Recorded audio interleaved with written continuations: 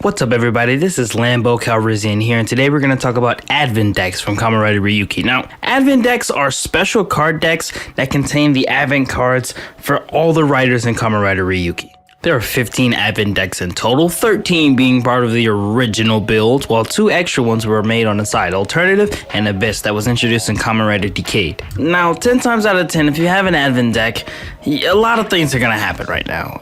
First of all, you're probably in this Highlander Kamen Rider-esque game where you pretty much have to fight for your survival. How do you fight for your survival? You use that Advent deck. Anyone who is in a possession of an Advent deck will allow them to sense the presence of mirror monsters as well as see into the mirror world, which is a parallel dimension opposite of our own to which the riders fight in the Ryuki franchise and is home to most of the mirror monsters. When the Advent deck is put up against a reflective surface, the belt or V buckle will appear, and after the rider shouts Henshin, the user will slide that deck into the belt, causing their transformation to happen. According to my research, there's only 3 types of Advent decks that's been ever introduced into the series: blank decks, contract decks, and survive decks. The first kind of deck is a blank deck. The only 2 cards that come in is a seal card and a blank contract card. In this form, it's usually the weakest of all the riders, and until you make a contract with a mirror monster, there's really not a whole lot you can do. The most common types of decks to see are the contract decks, or the decks that usually have a contract with them with a mirror monster. Each deck has a different weapon and abilities based on the rider's contract monster, so no 2 are ever the same. When a contract with a mirror monster is made, that person gets a specific set of Advent cards which are used with the visor, which is a weapon or an item they use to scan their cards into for offensive or defensive capabilities. Many of these cards summon weapons or body parts of specific contract monsters that they are in contract with in order to help them use an attack. Prime example, Kamen Rider Ryuki's Strike event uses the head of his contract monster as a flamethrower type weapon.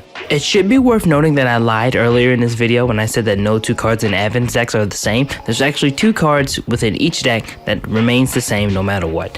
Advent Beast cards and Final Advent cards. Final Advent cards are usually the finishers that each deck has that uses in order to destroy a mirror monster or a rider when they're in battle, while the Advent Beast cards summon said contract monster in order to do something with them. The 2 cards usually go hand in hand, and you can't use one without another.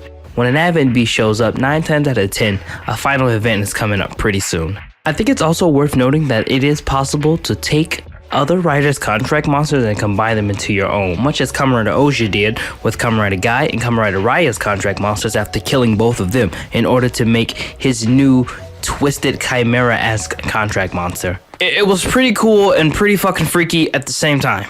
And last but not least, we have the Survive decks. And the Survive decks can only be used by the Survive Advent cards that will allow any of the 13 riders to assume their powered up Survive forms. As it currently stands in the series, only 3 Survive cards have ever existed in it. Survive Rekka, which belongs to Ryuki, Survive Shippu, which belongs to Knight, and Survive Mugen, which belongs to Odin, although it was never used in the series. Not only do the riders get a power up, but their contract monsters do as well. In addition to, they get brand new Advent cards that are way more powerful than they were before. Pretty much they're just turned into big bag badasses. Okay, I got 2 more things I want to say, and then I'm going to go ahead and wrap this video up. Number 1, if your contract monster is destroyed or killed in any way during battle, you're going to subsequently die as well. Perfect example of this is when Kamen Rider Ryuki absolutely bodied Ozha's Chimera Beast whatever contract monster, killing him in the process as well.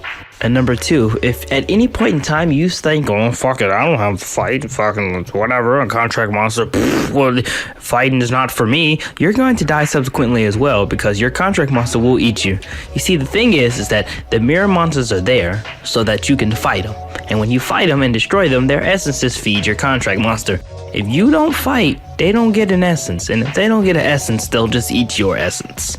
So yeah, go fight. But I think I'm gonna go ahead and wrap this video up here. Next week we'll go over the main kaijin of this series, mirror monsters. But if there's anything I missed about Advent decks, visors, buckles, whatever, don't hesitate to let me know in the comment section below. Also in the comment section below, let me know who is your favorite Kamen Riders from the Ryuki series. For me, it's Ryuga, Knight, and Ozha, because fucking Ryuga's fucking badass, man. What can I say? But I'm super interested to know what you guys think, so don't hesitate to let me know in the comment section below. If you guys like this video, don't forget to give me a little thumbs up and hit that sexy subscribe button for more Kamen Rider knowledge weekly. I'm Lambo Calrissian, reminding you guys to keep calm and toku on.